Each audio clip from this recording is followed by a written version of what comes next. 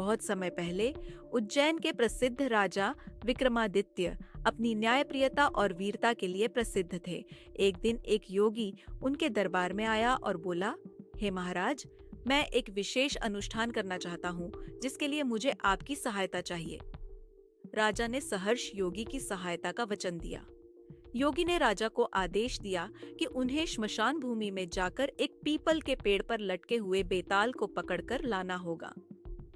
राजा विक्रम ने अपनी तलवार उठाई और अपने वचन को निभाने के लिए अंधेरी रात में श्मशान की ओर प्रस्थान किया। वहां का वातावरण बेहद डरावना था। चारों ओर चिताओं की धधकती आग, झींगुरों की आवाज और गीदड़ों की डरावनी चीखें। पीपल के पेड़ पर लटका हुआ बेताल राजा विक्रम का इंतजार कर रहा था। जैसे ही राजा ने बेताल को पकड़ा और उसे अपने कंधे पर रखा, बेताल हंसते हुए बोला, हे राजा, मैं तुम्हारे साथ चलूंगा, लेकिन रास्ते में मैं तुम्हें एक कहानी सुनाऊंगा।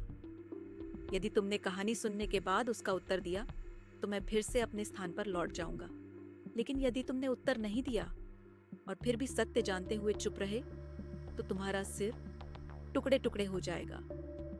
राजा विक्रम ने चुनौती स्वीकार की और बेताल ने कहानी सुनानी शुरू की। एक बार की बात है, एक बड़े राज्य का राजा अपनी सुंदर और बुद्धिमान बेटी की शादी के लिए योग्य वर की तलाश कर रहा था। कई राजकुमारों ने उसका हाथ मांगा, लेकिन राजकुमारी ने हर बार उन्हें ठुकरा दिया। एक दिन एक साधारण ब्राह्मण युवक दरबार में आया और उसने राजकुमारी से शादी की इच्छा जताई। उसकी बुद्धिमत्ता और ज्ञान से प्रभावित होकर राजकुमारी ने उससे विवाह करने का निर्णय लिया। शादी के बाद कुछ समय तक सब कुछ ठीक चला, लेकिन एक रात राजकुमारी अपने कक्ष में मृत पाई गई। उसकी हत्या किसने की, ये कोई नहीं जानता था। ब्राह्मण युवक को गिरफ्तार कर लिया गया और राजा ने उसे दोषी ठहराया। जब मामला न्यायालय में पहुंचा तो ब्राह्मण युवक ने कहा, मैं निर्दोष हूँ। मैंने अपनी पत्नी से बहुत प्रेम किया है। उसकी हत्या मैंने नहीं की। लेकिन उसके पास अपने बचाव में कोई प्रमाण नहीं था।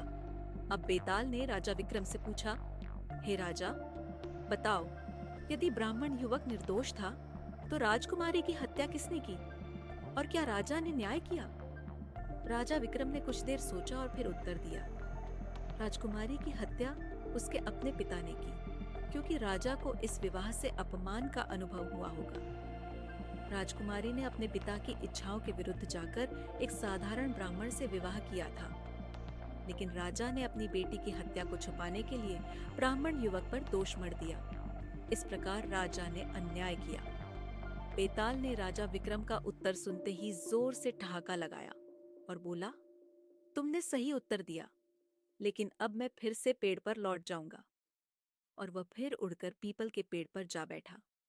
राजा विक्रम ने बार बार बेताल को पकड़ने का प्रयास किया और हर बार बेताल एक नई कहानी सुनाकर राजा को उत्तर देने पर मजबूर कर देता। हर कहानी के पीछे एक गहरा संदेश और नैतिकता छुपी होती थी। इस प्रकार राजा विक्रम और बेताल की कहानियां साहस, बुद्धिमत्ता और न्याय की परीक्षा लेती हैं।